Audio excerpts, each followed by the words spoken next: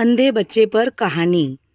अंशु को अपनी एक आंख खराब होने का दुख न था, क्योंकि वह सोचता था कि इस संसार में और भी बहुत से लोग हैं जिनके अंगों में कोई ना कोई खराबी है।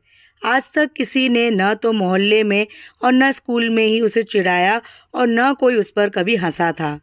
उनके व्यवहार से ऐसा लगता था जैसे उसकी दोनों आंखें सबकी तरह सलामत है और वह सबके जैसा ही है। लेकिन जब से अमित ने उसकी कक्षा में प्रवेश लिया था, अंशु को लगने लगा कि उसके साथ अन्याय हुआ है। वैसे अमित अच्छा लड़का था, लेकिन उसमें सबसे बड़ा खराबी यही था कि दूसरे में जब कोई कमी देखता तो फिर उसके पीछे ही पड़ जाता था।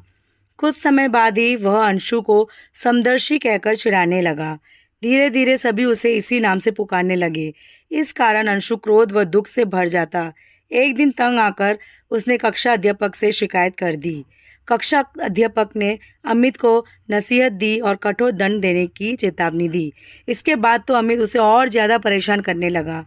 एक दिन वह घर आकर खूब रोया। पूरी बात सुनकर माँ ने समझाया, ईश्वर ने ही बनाया है तुझे, वही तेरे लिए कुछ करेगा।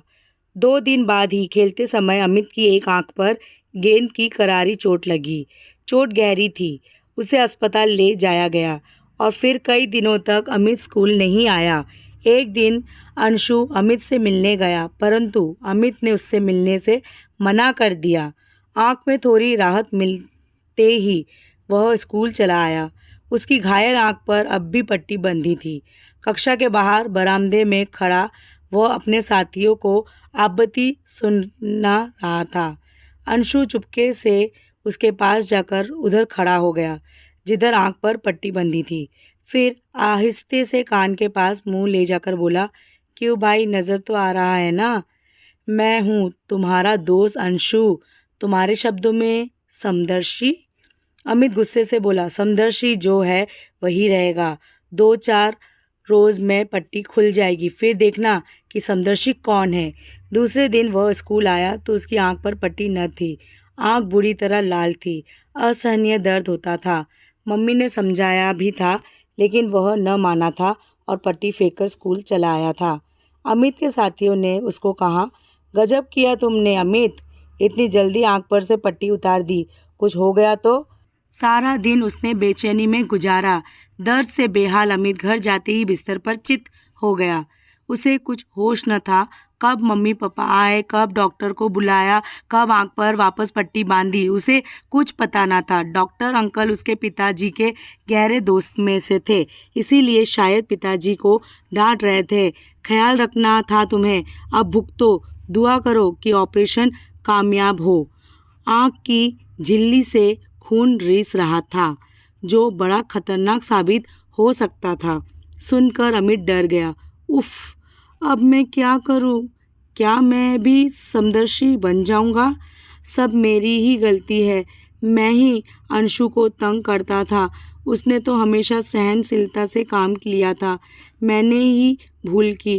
काश मैं ही 2-4 दिन के लिए उसकी तरह सहन कर पाता, आंखों से पट्टी न खोलता।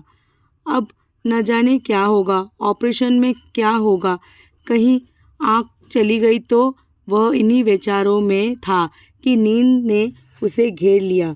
सुबह जब उसे अस्पताल ले जाने की तैयारी होने लगी तो वह मुंह से कुछ न बोला।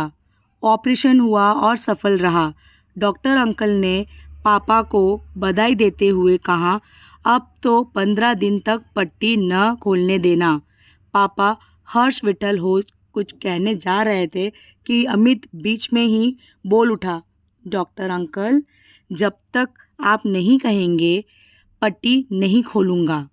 जितने दिन अमित की आंखों पर पट्टी बंधी रही, वह विभिन्न विचारों में खोया रहा।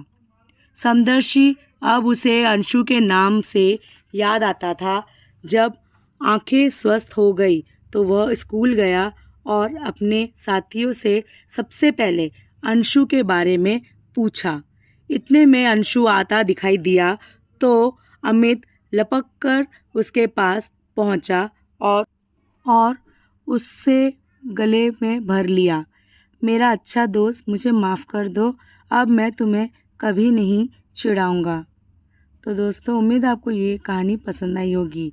धन्यवाद। और कभी भी हमें कोई भी अंधे, गूंगे, बहरे को इस तरह से चिढ़ाना नहीं चाहिए। धन्यवाद दोस्तों।